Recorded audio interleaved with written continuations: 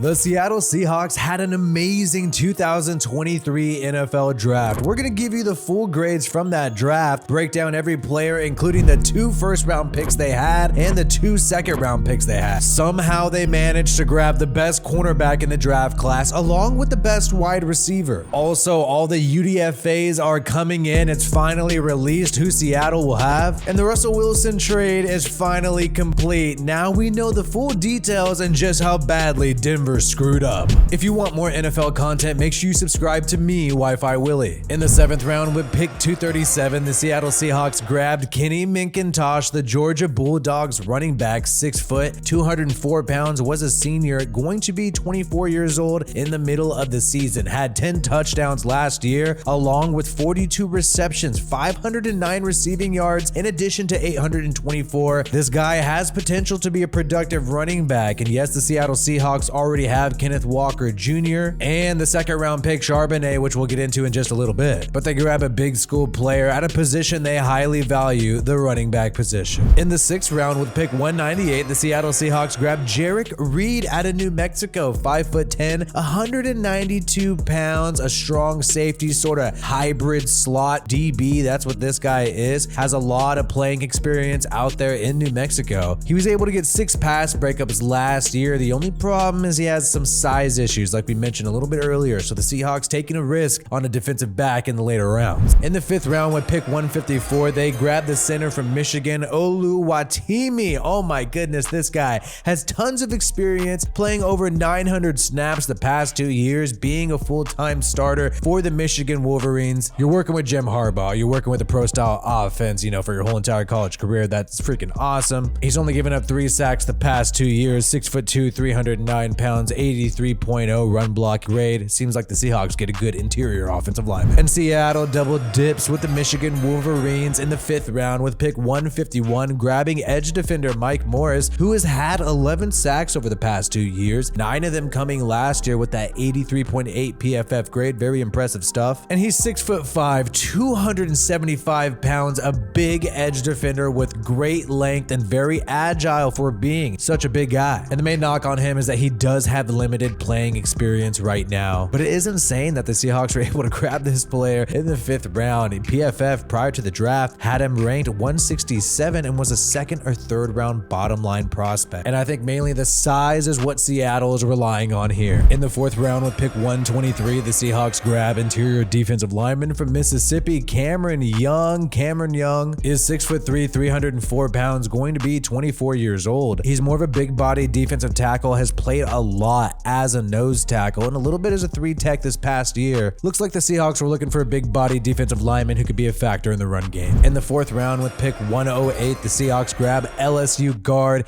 Anthony Bradford, who is a great gap run blocker, just needs to continue to add to his game in terms of pass blocking. He's 6'4", 332 pounds, was a junior, 22 years old. And one of the interesting things about him is that he tested well in terms of his athleticism for his size. He finally got the chance to be a full-time starter just this last season with LSU, so Seattle is investing in an athletic interior guard, hoping he could take the next step. The Seahawks had no 3rd round picks. In the 2nd round with pick 52, they grabbed the running back out of UCLA, Zach Charbonnet. And this was sort of a shocker to me because you already have Kenneth Walker Jr. on the roster. We know they eventually went on in the later 7th round to grab Kenny Mcintosh, but if you're the Seattle Seahawks, you love running the football, you value that running back position, so the Seahawks grab a proven running back who had over 1,300 yards last year, 14 touchdowns and 13 touchdowns the year prior, and over 1,100 yards in 2021. 6 feet, 214 pound, a built back that has the chance to be a real bell cow and could handle a large workload and has already done it at UCLA. And they drafted him exactly where people figured he'd go in the 2nd or 3rd round. He is sort of one-dimensional as a bell cow. He's not much of a receiver, only had 44 targets last year, and 25 targets the year prior in terms of receptions. Who knows over time if he'll improve in the passing game, but you know for a fact he can be a starting caliber running back in the NFL. And with the 6th pick in the 2nd round, the Seattle Seahawks improved their front 7 and they grabbed the edge rusher Derick Hall out of Auburn, who had 8 sacks last year, 10 sacks in 2021. Many believe that Hall could fall to the 3rd round. He's not that versatile as an edge rusher. He's specifically far outside, just exactly what Seattle wants, that Bruce Bruce Irvin type of role. Some of these edge rushers who are less than 260 pounds, a little shorter, that's exactly what Derick Hall is. If Hall can improve his pass rushing moves, he has all the tools to be a starting caliber edge defender in the NFL, and I think he would have continued to fall because he doesn't exactly fit the scheme of many other defenses in the NFL, but for what Seattle specifically would want him to do, I think he's a perfect fit. In the second first-round pick, the Seattle Seahawks somehow were able to grab the best wide receiver in the entire draft at pick 20, Jaxon Smith-Njigba. This is absolutely insane that he fell to them, and now the Seahawks have just a straight-up monster wide receiver core. You already have DK Metcalf and Tyler Lockett, and so Jaxon Smith-Njigba is going to be the number 3 wide receiver. Keep in mind, they still have Noah Fant, who's great there at tight end. And last year, you saw the Seahawks trot Marcus Goodwin out there, especially when Tyler Lockett had some injuries. So this really does fill a need for them, even though it felt like a cherry on top. And Smith-Njigba was a little bit of a risk because he was injured all of last year with a hamstring issue, but we know the year before he was an absolute monster, picking up 1,500 receiving yards along with 9 touchdowns. He will likely be a slot receiver for Seattle Seahawks because that's what he's done throughout his career, and I think this guy could be really deadly in the red zone. I don't know exactly what a defense is supposed to focus on if you got DK Metcalf there, Fant, and now you got Njigba, but his size should be a concern. He's still a young guy, 21 years old, but only 196 pounds, but still 6 feet. I think he can pump some iron in Seattle and eventually be all right. And the Seattle Seahawks with pick number 5 in the first round, many thought they could trade back. Many thought they could straight up take Anthony Richardson to sit behind Geno Smith, but keep in mind they recently signed Drew Lock to a contract. It seems like they believe in Lock to develop behind Geno Smith. And then many believe they'd grab Jalen Carter, but they did sign Jones, the former Bronco, to a fat contract. They also grabbed Jerrick Reed recently as an interior defender. So I was always skeptical about the rumors that they would grab Jalen Carter, and they decided to go ahead and grab Devon Witherspoon. I really did not think they were going to grab a cornerback this high, mainly because Seattle has had so much success finding corners in the later rounds. You grab Tariq Woolen in the 5th round, then you grab Richard Sherman in the 5th round many years ago. So I just figured Pete Carroll would think that he could do this again, but they decided to go with pretty much the best cornerback in the entire NFL draft out of Illinois, Devon Witherspoon. Main issue for this guy is that he's had some penalties for illegal contact in 2022 and 2021. Does lack some weight. He could possibly gain some weight, 5'11", 181 pounds. But at Illinois last year, he had one of the highest graded seasons of any cornerback in literally PFF history, allowing 0 touchdowns, and the year prior only allowing 1 touchdown. His prototype is a player like Darius Slay, and if you want to leave him on an island against the opponent's top receiver, he'll probably be fine. And what's crazy is specifically in press man coverage, out of 107 snaps, Devon Witherspoon only allowed 1 yard. So because Seattle stayed confident in their QB room, it allowed them to really build the defense with their draft. And Russell Wilson continues to ride downhill with the Denver Broncos. The whole entire trade is finally released for Russell Wilson, and the Broncos got Russell Wilson, a 2022 4th round pick in Olusegun, and the Seahawks got a starting left tackle in Charles Cross, Devon Witherspoon, Mafe, Derick Hall, Tyreek Smith, Noah Fant, Shelby Harris, who's now a free agent but did play all of last year, and also Drew Lock, their backup quarterback. Based on Russell Wilson's production so far, I think it's quite clear who won this trade. And the UDFAs for the Seahawks are finally coming out. They signed former UCLA and Duke wide receiver Jake Bobo. He led UCLA in catches, receptions, and yards in 2022 in his lone season with UCLA. They also grabbed Washington Huskies linebacker Cam Bright. Perhaps he could learn a thing or two from Bobby Wagner, who recently re-signed with the Seattle Seahawks. By the way, I think Wagner is going to be able to give the Seahawks a lot of intel on the Rams. Seahawks also added North Dakota State tight end Gindorf and also Oregon State wide receiver Lindsey, and then grabbed Penn State linebacker Jonathan Sutherland along with Jonah Tavai from the Mountain West. Love this player coming out of the draft. Was surprised that he wasn't selected in the later rounds, but they get some interior defensive line help there. And they also grabbed defensive tackle Robert Cooper from Florida State, and then Arkansas wide receiver Matt Landers, safety Ty Okada from Montana State, and Louisiana running back Chris Smith along with cornerback James Campbell from Montana State, and then a long snapper, why not, out of Penn State, Chris Stoll, along with linebacker Patrick O'Connell out of Montana. And this linebacker's from the Pac Northwest. I gotta chill with this guy since I live in Portland. And then Rutgers D-tackle Maije, Arizona State safety Christian Young, and the defensive back from Coastal Carolina Lance Boykin. They also grabbed defensive end MJ Anderson, and then Cincinnati cornerback Arquan Bush. And they also grabbed grabbed Eastern Carolina quarterback Holton Ahlers. And then they got Northwood wide receiver John Hall, along with Colorado linebacker Robert Barnes, and then you got running back Marcus Cooper from Incarnate Word, along with Alabama offensive lineman Kendall Randolph, and then you got Middle Tennessee Jordan Ferguson, the defensive end, UCLA safety Mo Osling, and then Ashland linebacker Michael Ayers. Wow, they got a lot of players to sort through. So the Seahawks had a great draft, and they already had a decent roster that made the playoffs last year. They've committed fully to Geno Smith, and I think that's going to be the good decision for the long term. The Cardinals are completely collapsing. Kyler Murray is either on IR or playing video games. The San Francisco Niners cannot find a quarterback at all for some reason. And then the Rams, they have no idea what they are doing after they've just spent so much money over the past few years. I think the Seattle Seahawks, after the draft, after the free agency, are in the perfect position to win the NFC West. Let me know how you think the Seattle Seahawks are going to do this upcoming season. And if you want more NFL content from me on all different teams around the league, make sure you check out some of these other videos you may have missed and subscribe to this channel, WiFiWillie NFL, for more content. Peace out, and I hope you have a good one.